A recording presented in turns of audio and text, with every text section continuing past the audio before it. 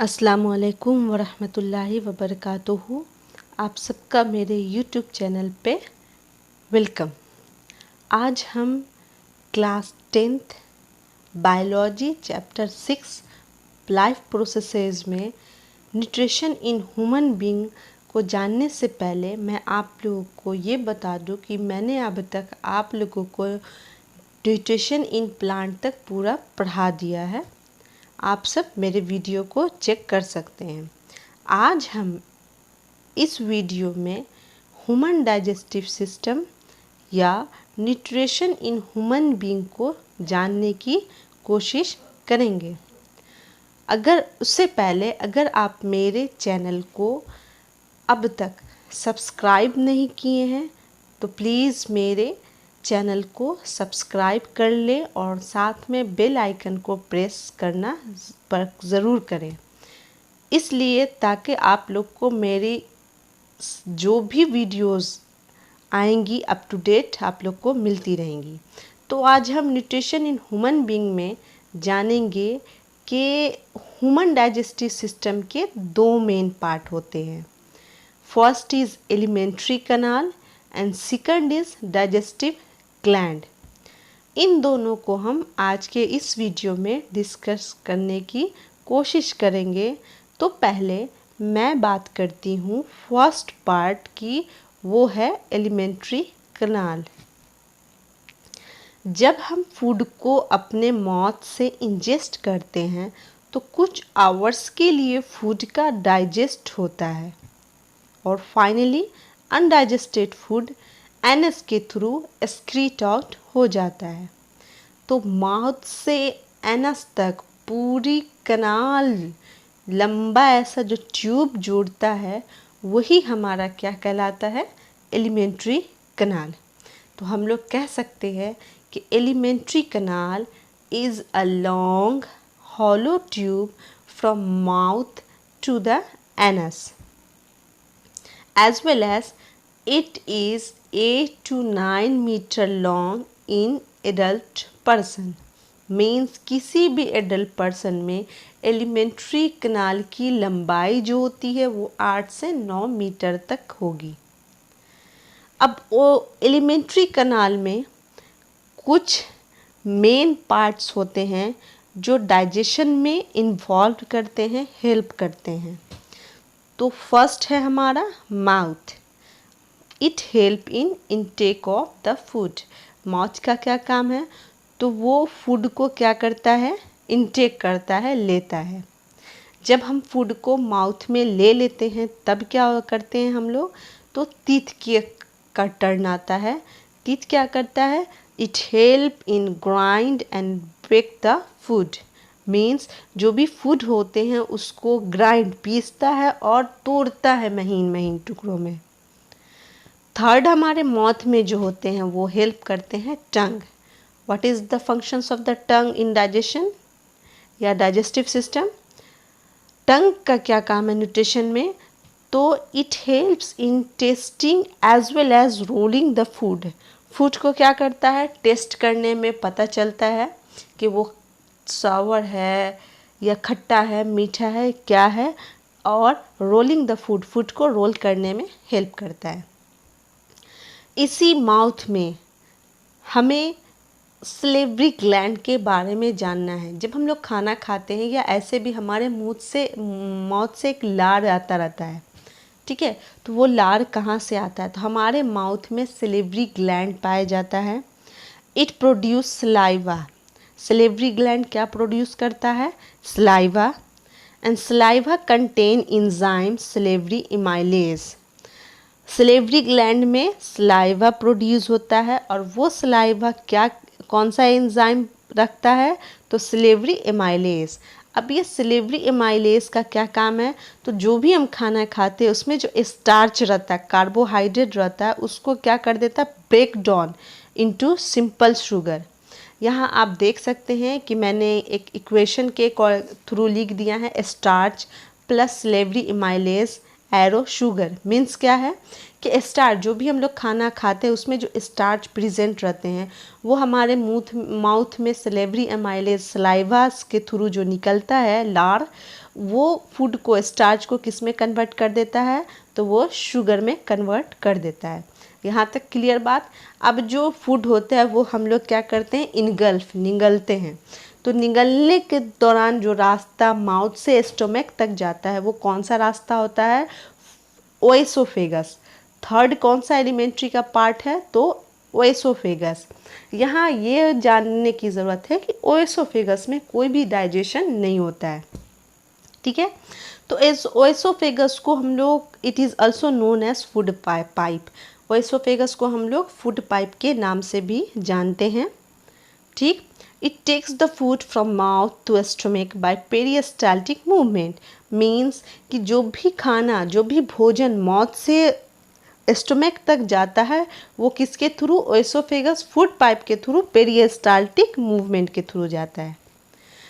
अब जब ओएसोफेगस के थ्रू हमारा जो फूड है माउथ से स्टोमक में आता है, तो स्टोमक में आने के बाद उस फूड का क्या होता है, तो आइए जानते हैं।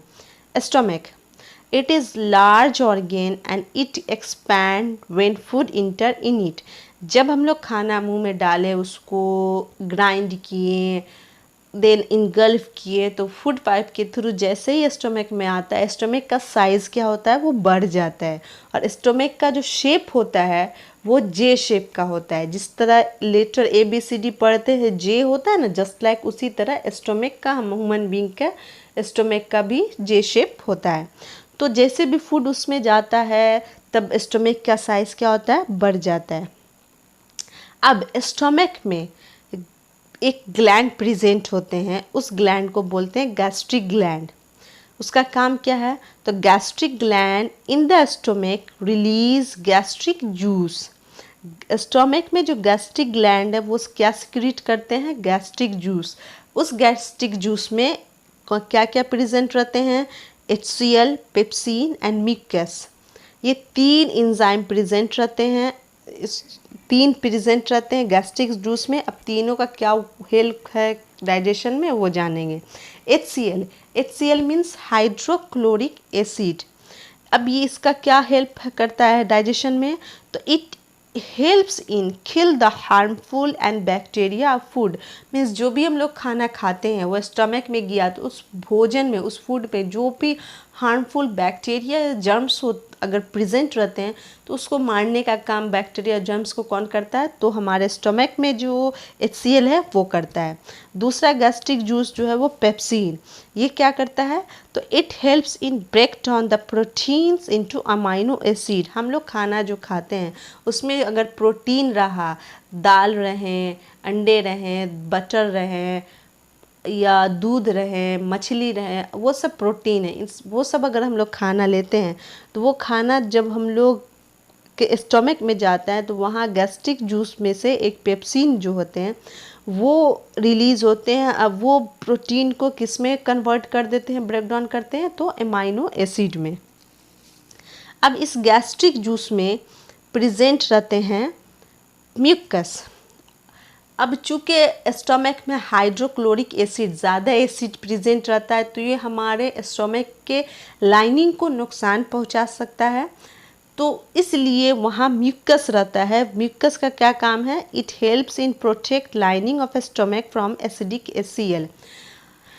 स्टमक में हाइड्रोक्लोरिक एसिड प्रेजेंट ज़्यादा मात्रा में अगर हो जाती है तो ये स्टमक को म्यूकस क्या करता है, हेल्प करता है उसको प्रोटेक्ट करने में, बचाने में। तो यहाँ हम लोग स्टमक तक समझ में आ गया। स्टमक के बाद हमारा जो भी भोजन है वो कहाँ जाता है, तो स्मॉल इंटेस्टाइन में। Small intestine it is the site of complete digestion. Small intestine में हम क्या होता है कि डाइजेशन का पूरा जो होता है प्रोसेस वो कंप्लीट हो जाता है। क्यों होता है और कैसे होता है, तो आइए आगे जानने की कोशिश करते हैं। फर्स्ट है liver. It produce bile juice and bile salt which helps in makes food alkalines as well as break the large fat globules। हम जो भी खाना खाते हैं वो स्टमक के थ्रू हमारे स्मॉल इंटेस्टाइन में जाता है। स्मॉल इंटेस्टाइन में जैसे ही हमारा फूड जाता है तो लीवर से एक बाइल जूस और बाइल साल्ट निकलते हैं, एक्सक्रीट होते हैं। वो क्या करते हैं, तो बाइल जूस जो होते हैं वो फूड को अल्कलाइन होने में मदद करते हैं, और बाइल साल्ट जो होते हैं वो हमारे भोजन में अगर फैट होते हैं, चर्बी होते हैं, तो उसे तोड़ने में, छोटे छोटे टुकड़ों में तोड़ने में हेल्प करते हैं। अब ये बाइल जूस और बाइल साल्ट लीवर में आते कहाँ से हैं, तो हमारा जो एक ऑर्गन है गॉल ब्लैडर, वहाँ gall bladder it store bile juice and bile salt. Gall bladder में बाइल जूस और बाइल साल्ट प्रेजेंट रहते हैं। जैसे हमारा फूड स्मॉल इंटेस्टाइन में इंटर करता है, तब बाइल जूस और बाइल साल्ट गॉल ब्लैडर के थ्रू लीवर में जाता है। लीवर में जाने के बाद वहाँ से सिक्रीट होता है। वहाँ क्या करता है कि जो भी फैट होते हैं वो बाइल साल्ट उसे ब्रेक कर देते हैं, और जो भी भोजन होते हैं उससे मदद करता है एल्कलाइन बनाने में बाइल जूस। वहाँ एक और ऑर्गन प्रेजेंट रहते हैं जो है pancreas. It secrete pancreatic juice. Pancreas में पैनक्रियाटिक जूस सिक्रीट होते हैं, जो क्या करते हैं, तो here in pancreas break down protein into amino acid through trypsin enzyme and breakdown of fat into fatty acid through lipase enzyme। यहाँ ये याद रखने का है कि पैनक्रियाज से दो पैनक्रियाटिक जूस निकलते हैं, एक ट्रिप्सिन एंजाइम और एक लाइपेज एंजाइम। ट्रिप्सिन एंजाइम का काम क्या है कि जो भी प्रोटीन हम लोग खाते हैं उससे अमाइनो एसिड में ब्रेक डाउन करता है, ट्रिप्सिन एंजाइम का काम है। लाइपेज एंजाइम का काम है कि जो भी फैट जो हमारे लीवर में छोटे छोटे टुकड़ों में टूट के रह गया उसे और स्मॉल पार्टिकल्स में तोड़ता है। कौन सा एंजाइम, लाइपेज एंजाइम।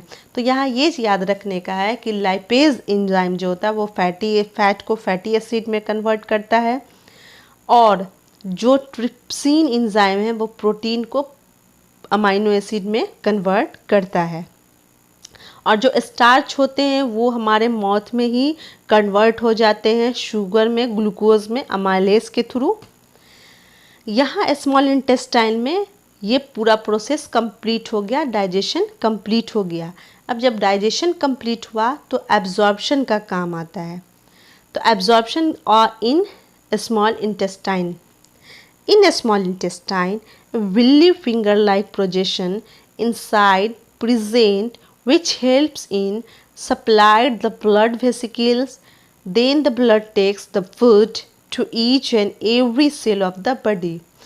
इसको जानने की यह क्या होता है, एब्जॉर्ब इन स्मॉल इंटेस्टाइन में जब हमारा भोजन डाइजेस्ट हो जाता है तो जो डाइजेस्टेड फूड होते हैं उसका एब्जॉर्ब होता है। एब्जॉर्ब कहाँ होता है, तो स्मॉल इंटेस्टाइन में। स्मॉल इंटेस्टाइन में एक फिंगर लाइक एक स्ट्रक्चर होता है, विल्ली जिसे बोलते हैं। उस विल्ली का काम क्या है कि वो क्या करता है कि हमारा जो भी ब्लड वेसल्स वहाँ पे होगा वहाँ उसे जो भी डाइजेस्टेड फूड है उसे सप्लाई करता है, ट्रांसफ़र करता है। अब वो ब्लड क्या करता है, फूड को लेता है और कैरी करता है हमारे पूरे बॉडी के ईच एंड एवरी सेल में।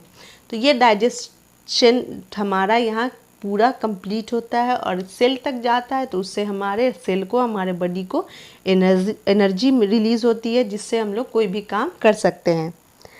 अब जो है अनडाइजेस्टेड फूड, जो खाना बच गया, जो हमारे बॉडी में डाइजेस्ट नहीं हो पाया, उसका क्या होता है, तो वो खाना ट्रांसफ़र होता है कहाँ, लार्ज इंटेस्टाइन में। तो large intestine, the undigested food sent to large intestine, here its wall absorb more water from the materials and rest of the materials removed from the body via anus through egestion process। अब जो भी undigested food होते हैं वो small intestine से कहाँ transfer होते हैं, लार्ज इंटेस्टाइन में। वहाँ आने के बाद लार्ज इंटेस्टाइन में एक वॉल होते हैं। उस वॉल का क्या काम है कि वो जो मटेरियल जो अनडाइजेस्टेड फूड आया उसमें अगर वाटर की क्वांटिटी थोड़ी बहुत भी रहती है उसे एब्जॉर्ब कर लेता है। एब्जॉर्ब करने के बाद जो अनडाइजेस्टेड फूड फिर से मटेरियल रहते हैं उसे वो तब ट्रांसफ़र करता है कहाँ, रिमूव कहाँ करता है, एनस में। एनस के थ्रू हमारा जो अनडाइजेस्टेड फूड है वो एक्सक्रीट आउट हो जाता है। किस प्रोसेस के थ्रू, इजेशन के थ्रू। तो ये हमारा पूरा प्रोसेस कहलाता है न्यूट्रिशन इन ह्यूमन बीइंग। इसको मैं रिकवरी कर देती हूँ फिर से। हम जो खाना खाते हैं वो खाना हमारे माउथ तक जाता है। माउथ तक जाने के बाद क्या होता है कि पहले ये जान लें, न्यूट्रिशन इन ह्यूमन बीइंग में 2 मेन पार्ट होते हैं। एक होता है एलिमेंट्री ग्लैंड और एक डाइजेस्टिव ग्लैंड। तो एलिमेंट्री ग्लैंड में बहुत सारा एक ट्यूब है जो माउथ से एनस तक एक कनाल रहता है, उसे एलिमेंट्री कनाल कहते हैं। तो उसमें बहुत सारे पार्ट इन्वॉल्व होते हैं। वो फर्स्ट पार्ट है माउथ। माउथ में क्या होता है कि हम लोग जो खाना मुंह में लेते हैं वो हम लोग जो खाना मुंह में लेते हैं वो प्रोसेस क्या किसके थ्रू होता है, माउथ के थ्रू। अब जब मुंह में इंटर कर लिए खाना तो वो कहाँ जाता है, टीथ उसे क्या करता है, ग्राइंड करता है, पीसता है और ब्रेक डाउन करता है। टंग क्या करता है कि उस खाने को टेस्ट करता है, फील कराता है, एज वेल एज फूड को रोल करने में हेल्प करता है। उसी माउथ में एक सलाइवरा जो होता है लार वो सिक्रीट होता है। वो कहाँ से सिक्रीट होता है, सलेवरी ग्लैंड से। तो उस सलेवरी ग्लैंड में सलाइवा एमाइलेज एक एंजाइम होता है। ये याद रख लीजिएगा आप लोग को। आप लोग को हमेशा इस टॉपिक से 5 से लेकर शॉर्ट क्वेश्चन आंसर बहुत ही पूछे जाते हैं और बन सकते हैं।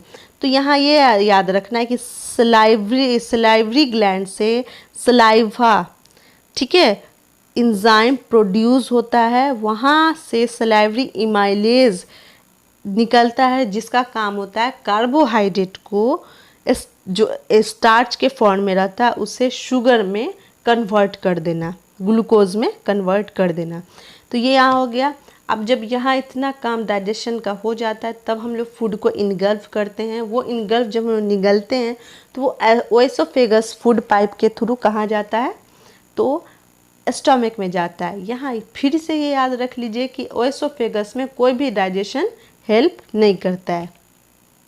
स्टमक में जाने के बाद स्टमक में गैस्ट्रिक ग्लैंड प्रेजेंट रहते हैं। जो गैस्ट्रिक ग्लैंड क्या सिक्रीट करते हैं, तो गैस्ट्रिक जूस। उस गैस्ट्रिक जूस में HCl, पेप्सिन और म्यूकस। HCl का काम होता है जो भी खाने में, फूड में जर्म्स होते हैं, बैक्टीरिया होते हैं, उन्हें ब्रेक डाउन करते, उन्हें किल करते हैं, मारते हैं। पेप्सिन दूसरा है, उसका काम है कि जो भी खाने में प्रोटीन होते हैं उसे अमाइनो एसिड में कन्वर्ट करते हैं। और म्यूकस का काम होता है कि हमारे स्टमक के जो लाइनिंग होते हैं उन्हें एसिडिक HCl से प्रोटेक्ट करता है। तो ये हमारा हो गया स्टमक। स्टमक के बाद डाइजेशन जो होता है उसके बाद कहाँ जाता है हमारा फूड, स्मॉल इंटेस्टाइन में। यहाँ जाने के बाद फूड में क्या होता है कि लीवर के थ्रू गॉल ब्लैडर से बाइल जूस और बाइल साल्ट निकलता है जो लीवर में जाता है। वहाँ जाने के बाद वहाँ से जो होते हैं क्या निकलते हैं, तो bile juice and bile salt वहाँ से निकलते जो हेल्प करते हैं खाने को अल्कलाइन बनाने में, as well as large fat particles को ब्रेक डाउन करने में। पेनक्रियाज में भी क्या होता है, वहाँ से सिक्रीट होते हैं पेनक्रियाटिक जूस जिसमें ट्रिप्सिन एंड लाइपेज है। ट्रिप्सिन का काम क्या होता है कि प्रोटीन को और महीन पार्टिकल्स में तोड़ करके अमाइनो एसिड में कन्वर्ट कर देना, ब्रेक डाउन करके। और लाइपेज में जो भी फैट होते हैं उसे फैटी एसिड में कन्वर्ट कर देना। यहाँ डाइजेशन हमारा कंप्लीट हो जाता है। जब डाइजेशन कंप्लीट हो जाता है तब एब्जॉर्प्शन का काम आता है। तो एब्जॉर्प्शन होता है स्मॉल इंटेस्टाइन में, यानी जो भी खाना डाइजेस्ट होगा वो खाना स्मॉल इंटेस्टाइन में एक फिंगर लाइक विल्ली होता है। उसमें क्या होता है कि ब्लड वेसिकल्स पाए जाते हैं, खून की पतली पतली नली पाई जाती है। उस पतली नली में जो भी डाइजेस्टेड फूड है वो क्या करते हैं के सप्लाई होते हैं। और वो ब्लड वेसल्स क्या करता है, हमारे बॉडी के ईच एंड एवरी सेल्स में वो फूड को क्या करता है, ट्रांसफ़र करता है। अब जो अनडाइजेस्टेड फूड रहते हैं, वो अनडाइजेस्टेड फूड लार्ज इंटेस्टाइन से कहाँ निकलते हैं, एनस के थ्रू एक्सक्रीटॉट निकल जाते हैं डाइजेशन प्रोसेस के थ्रू। तो ये हमारा nutrition in human being complete हुआ। इससे पहले न्यूट्रिशन इन मैंने प्लांट पढ़ा दिया। आई होप इस वीडियो के थ्रू आप लोगों को समझ में आया हो।